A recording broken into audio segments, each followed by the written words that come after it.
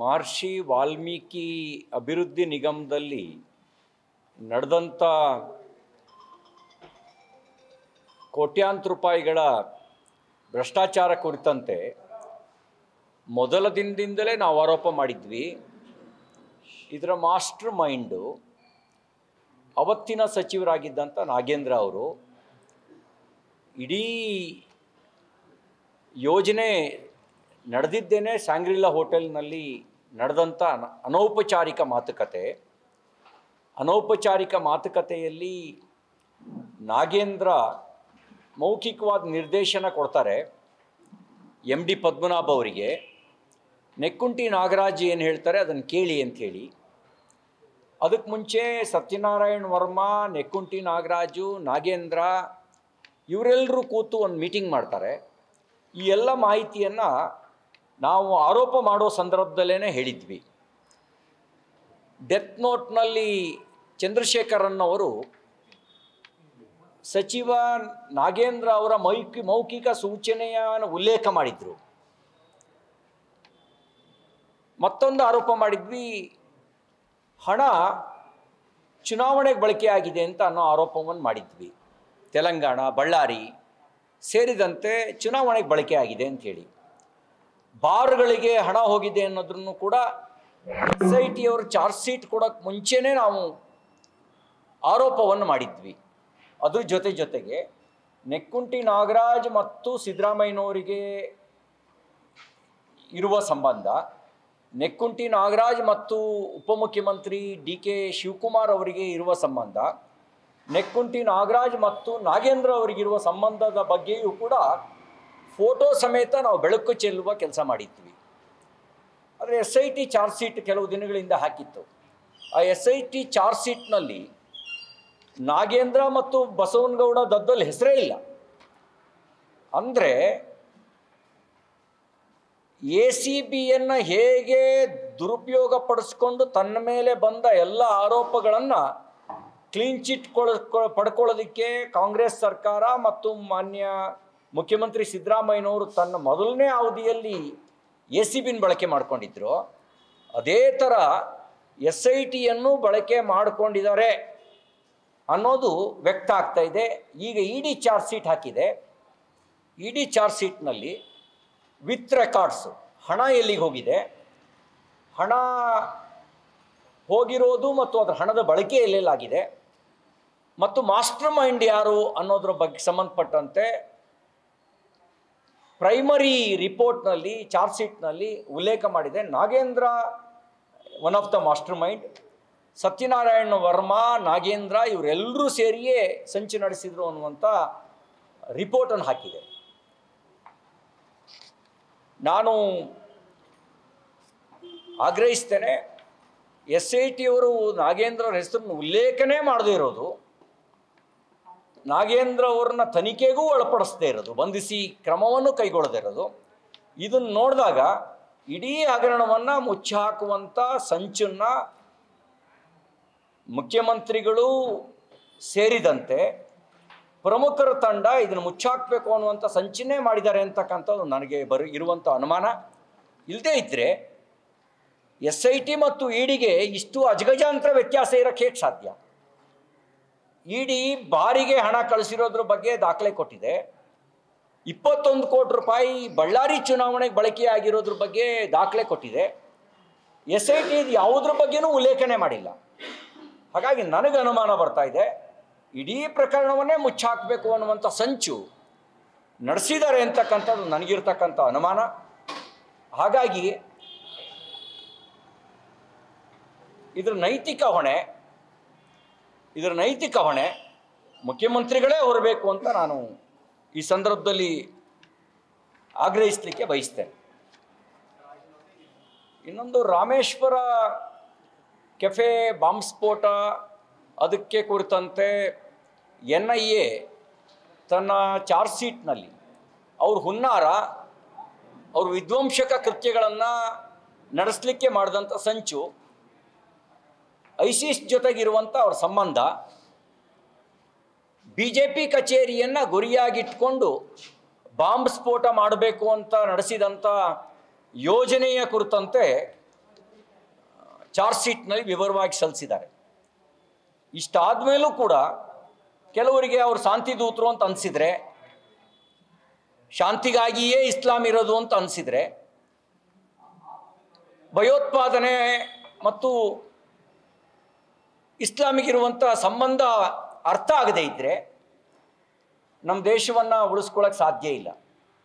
ಜಗತ್ತಿನ ಉದ್ದಗಲಕ್ಕೆ ನಡೀತಿರ್ತಕ್ಕಂಥ ಭಯೋತ್ಪಾದಕ ಚಟುವಟಿಕೆಗಳು, ಭಾರತದಲ್ಲಿ ನಡೆದಂಥ ಭಯೋತ್ಪಾದಕ ಚಟುವಟಿಕೆಗಳು, ಅದ್ರ ಜೊತೆಗೆ ಇಸ್ಲಾಮಿಕ್ ಉಗ್ರಗಾಮಿಗಳಿಗಿರುವಂಥ ಸಂಬಂಧ, ಇದನ್ನು ಅರ್ಥ ಮಾಡಿಕೊಂಡ್ರೆ ಮಾತ್ರ ಯಾರ ಜೊತೆಗೆ ನಮ್ಮ ಸಹಾನುಭೂತಿ ಇರಬೇಕು, ಯಾರ ಜೊತೆಗೆ ಕಠೋರವಾಗಿ ವರ್ತಿಸಬೇಕು ಅಂಥೇಳಿ ಅನ್ನೋದು ಅರ್ಥ ಆಗುತ್ತೆ.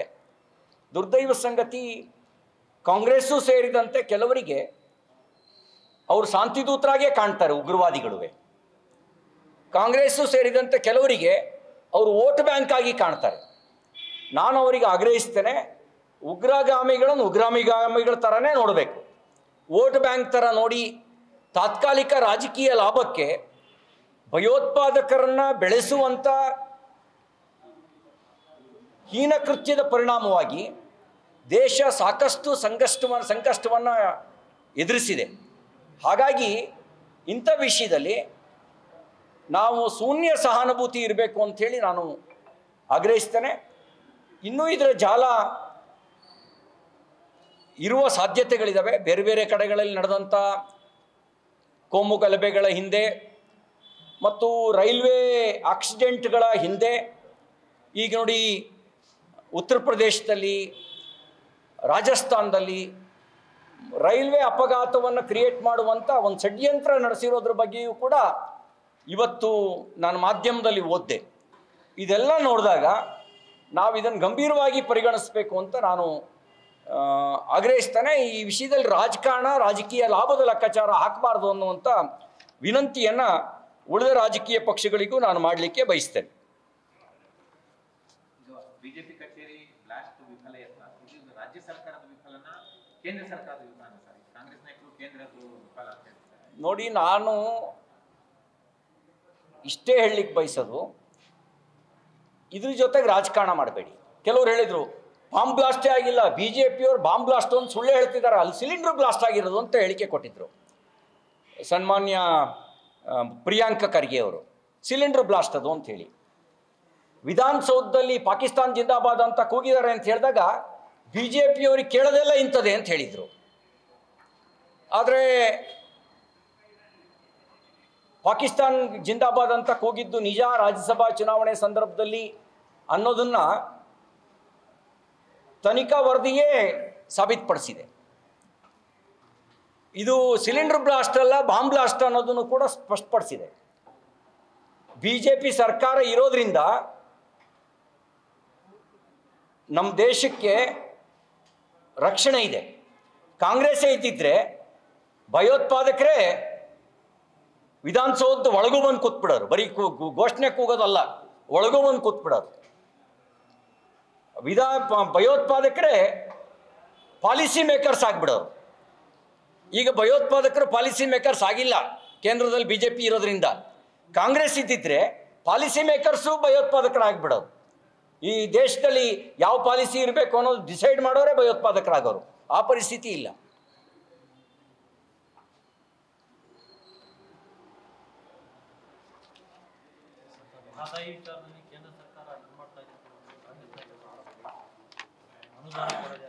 ಬಹಳ ಸ್ಪಷ್ಟವಾಗಿ ಮಾಜಿ ಮುಖ್ಯಮಂತ್ರಿ ಬಸವರಾಜ ಬೊಮ್ಮಾಯಿಯವರು ಹೇಳಿದ್ದಾರೆ, ಬಹಿರಂಗವಾಗಿ ವಿರೋಧ ಮಾಡಿದ್ದು ಸೋನಿಯಾ ಗಾಂಧಿಯವರು. ಮಹದಾಯಿ ನೀರಿನ ಹಂಚಿಕೆ ಕರ್ನಾಟಕಕ್ಕೆ ಕೊಡೋದಕ್ಕೆ ಸಂಬಂಧಪಟ್ಟಂತೆ ಗೋವಾ ಚುನಾವಣೆಯಲ್ಲಿ ಬಹಿರಂಗವಾಗಿ ವಿರೋಧ ಮಾಡಿದ್ದು ಶ್ರೀಮತಿ ಸೋನಿಯಾ ಗಾಂಧಿಯವರು. ಹಾಗೆ ಪ್ರಾಧಿಕಾರದ ರಚನೆ ಮಾಡಿ ಇದು ನೆನೆಗುದಿಗೆ ಬೀಳಲಿಕ್ಕೆ ಕಾರಣ ಆಗಿದ್ದು ಕಾಂಗ್ರೆಸ್ ಸರ್ಕಾರ ಕೇಂದ್ರದಲ್ಲಿದ್ದಾಗ. ಇದರೆಲ್ಲದರ ಬಗ್ಗೆ ಭಾಳ ಸ್ಪಷ್ಟವಾಗಿ ಹೇಳಿದ್ದಾರೆ. ಇನ್ನೊಂದು ಹೆಜ್ಜೆ ಮುಂದೆ ಹೋಗಿ BJP ಸರ್ಕಾರ ಏನು ಕೆನಾಲ್ ನಿರ್ಮಾಣ ಮಾಡಿತ್ತು ಅದಕ್ಕೆ ತಡೆಗೋಡೆ ಕಟ್ಟಿಸಿದ್ದು ಕೂಡ ಕಾಂಗ್ರೆಸ್ ಕೇಂದ್ರದಲ್ಲಿದ್ದಾಗ ಅನ್ನೋದನ್ನು ಭಾಳ ಸ್ಪಷ್ಟವಾಗಿ ಹೇಳಿದ್ದಾರೆ. ಈ ಎಲ್ಲ ಇಶ್ಯೂ ಕುಡಿಯೋ ನೀರಿಗೆ ಅಂತಿದ್ರೂ ಕೂಡ ಜಟಿಲಗೊಳಿಸಿದ್ದು ಕಾಂಗ್ರೆಸ್ ಅಧಿಕಾರದಲ್ಲಿದ್ದಾಗ. ಅವರು ಜಟಿಲಗೊಳಿಸ್ಬಿಟ್ಟಿದ್ದಾರೆ. ಬಿಡಿಸೋದಕ್ಕೆ ನಾವು ಹರಸಾಹಸ ಪಡ್ತಾ ಇದ್ದೀವಿ. ಭಾಜಪಕ್ಕೆ ಬದ್ಧತೆ ಇದೆ.